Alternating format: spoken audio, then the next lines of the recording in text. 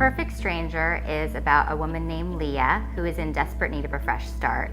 She needs to escape the fallout of a work scandal when she runs into an old friend named Emmy, who she hasn't seen in 8 years. And Emmy is looking to escape her own bad relationship. So the women decide to move away together to a small town in Pennsylvania, where Leah gets a job as a teacher. A woman who looks eerily similar to Leah turns up near dead by their house, and Emmy doesn't return home. Leah begins to worry, and she reports Emmy missing to the police. But as the investigation gains traction, there's no proof that Emmy was ever there to begin with. I write pretty much very structured hours. I write when my kids are at school, so pretty much from 9 to 3 I'm in my office, which is set apart from the rest of my house. It's kind of the furthest from the living area of the house, which I really like because it feels like there's a separation then.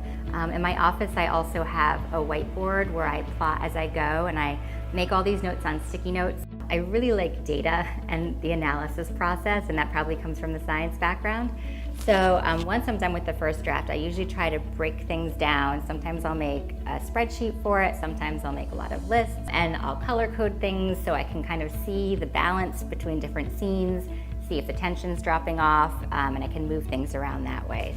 I love setting stories in the woods. For the cabin, looking back, I think I did kind of have inspiration from some memories from my childhood. My grandparents had this cabin in the Poconos where they would take me and my cousins on vacations. And we always looked forward to these trips. We loved them. But then at night, I would get really creeped out as well because you're sitting in the middle of the woods and there's no phone line, and this was before cell phones.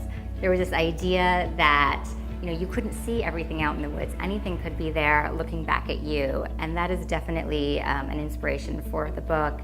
So when I start writing, I usually don't know how they're going to end. I very rarely know the ending, and I think that element of uncertainty where I'm writing my way into the story allows me to maintain some suspense. I think to surprise the reader, sometimes you have to surprise yourself.